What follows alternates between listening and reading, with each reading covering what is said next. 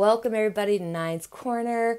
Thank you, my YouTube family. You guys are so sweet and supportive, and I appreciate your comments and the likes and all that good stuff. So I thank you. And I received a parcel in the mail. I couldn't believe it. It was so sweet. So Dr. Rob has created his own set of oracle cards, and it's the Galactic Oracle cards for business. Now, I will say I've reviewed the cards. Well, actually, let me just fast forward. Let me back up. Fast forward. Yes, Bob. Let me back up. It comes in this really cute little box, but the thing that I love and appreciate, it comes with this little plastic box too, so it's great for holding your cards in, which I really appreciate. They look lovely on the outside, as you can see. It's broke down into 3 categories. So the cards are broken down into people, planet, and profit. An example, this is the people one. And it says, be kind and considerate. Show mercy to others that you want to be shown to you. Everyone has value. Treat everyone equally. I mean, perfect, right? Then we get into the planet one, and this one says water conserve water, check for inefficiencies that lead to waste. And then we have the profit part. So this one says pay bills, pay others what you owe them, vendors, client, family, friends, create a plan to pay overdue bills. Now, I'm thinking even if you read this for a business purpose, it would be fantastic. But you could definitely interpret these in a personal manner, and they're very well done, easy to read. I mean, it tells you right on the card what to expect.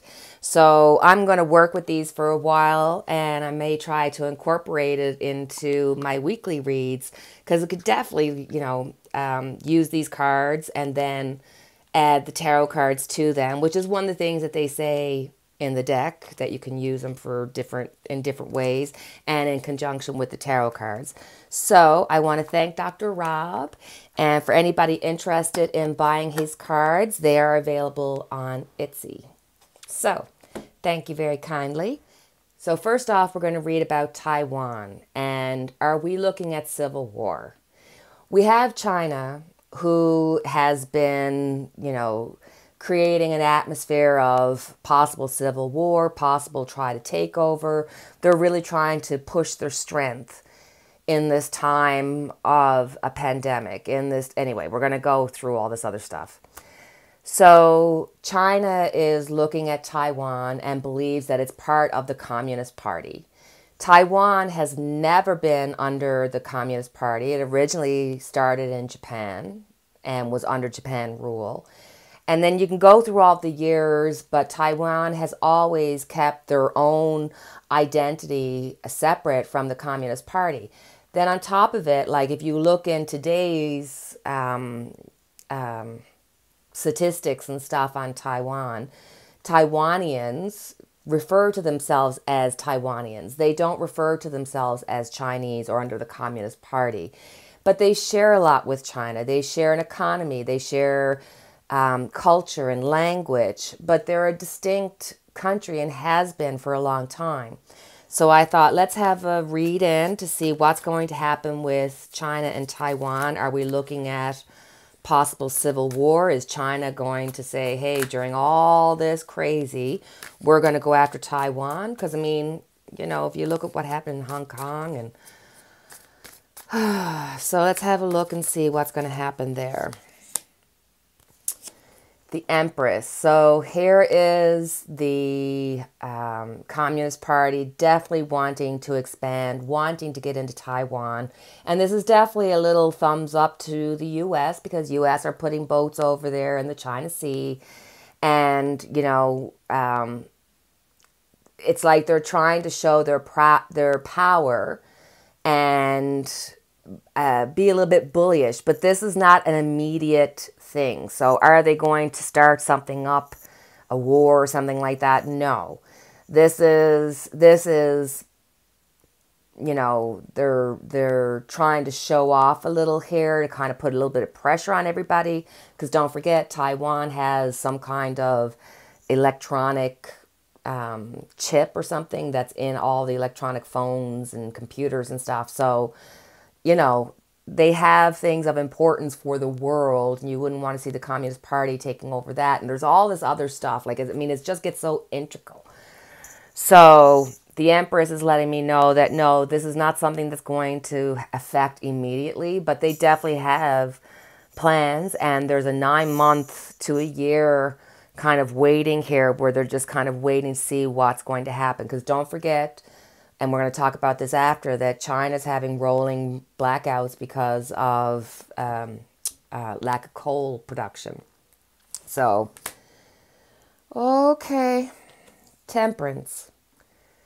So I think that, yes, there's going to be postulating, and there's going to be a certain amount of trying to push everybody's buttons to keep everybody in fair, basically. But this is showing temperance, that yes, there's going to be an imbalance here and there, and we might be kind of going, oh no, but the overall feeling is that this is something that they're trying to almost test the waters now to do something in the future.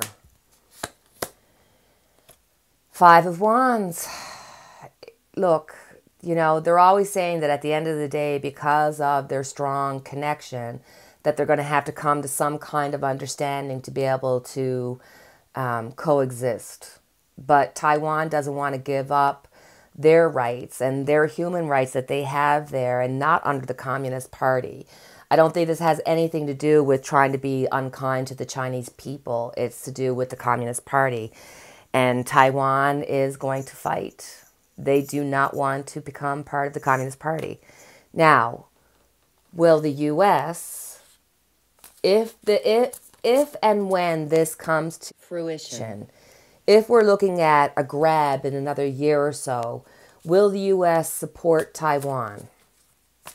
Will the U.S. support Taiwan? Knight of Cups. They're not coming in as the king. So I think they'll use their influence, and they'll be watching the situation, and they'll be helping, but they'll be trying to do it from a quiet position rather than a really loud position. I mean, you're still looking at the Knight, so it's almost like they're going to try to go in and play peacemaker. Ten of Swords.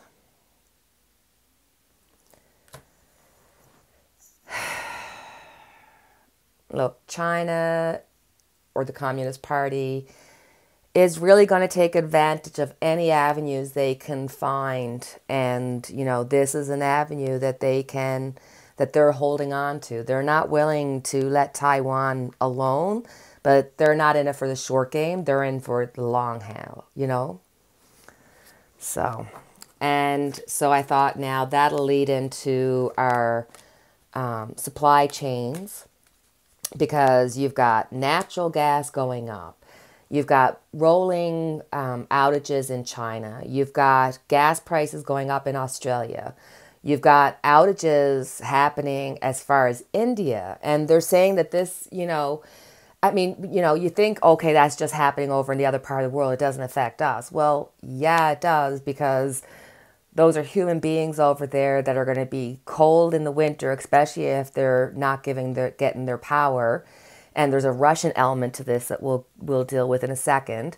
Then you've got the winter coming, them being cold. There's political a game being played here, because Russia has been giving them short-term use of natural gas for a cheap price. But now that you're seeing the coal production going down and the need going higher, they're opting to, you know, get a more for it. But I mean, that's a capitalist way of looking at it. And they want to get a pipeline, you know, and then you think of the Canadian Keystone and so on and so forth. So I'd like to look in and see, will Russia get their pipeline now because of this? And don't forget that, you know, because they're over on the other side of the world, it still affects us, because the supply chain. China has over 20% of the production. And even if it's not completely produced in China, parts of it come from all different places, but it all ends up in China. So if you stop production in any of these places, especially if you're looking at natural gas not being produced, because even, agriculture, farmers need natural gas to get fertilizer production, and we need that for our plants. And,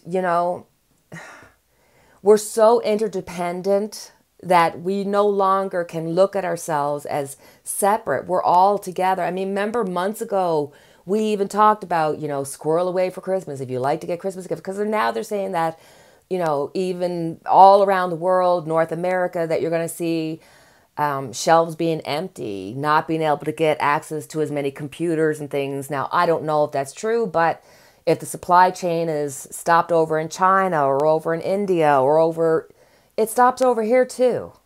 So we'll feel the ill effects. The world economy will feel the ill effects. So let's have a look and see what's going to happen with the supply chain. Will Russia get their pipeline, and will they be the ones to supply because they'll have no other choice? Or will they let the people go cold just to prove a point? So let's look at how they're going to, first, hold on. First, let's look and see how it's going to affect the places that we've outlined over the next 3 months with the natural gas and oil prices going up.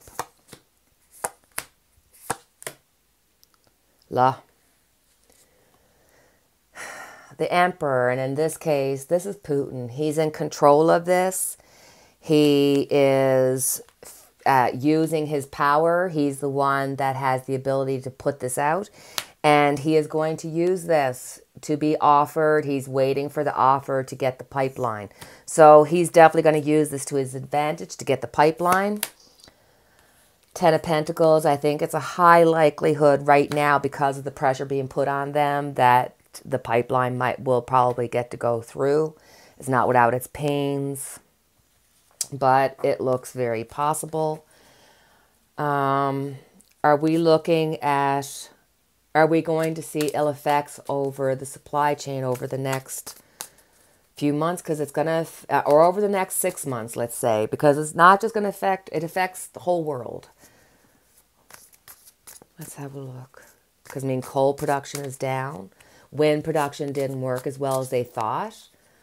Natural gas is super expensive and getting more expensive. Ace of Wands. So there's a positive and a negative here.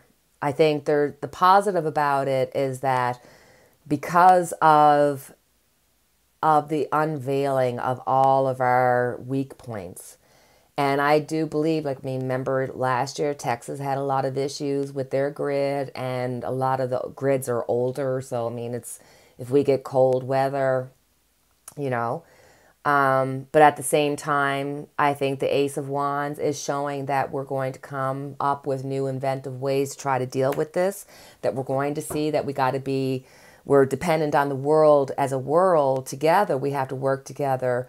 But you have to be self-reliant. You do that from the very stage of your home. You want to be self-reliant in your home. Eight of Cups.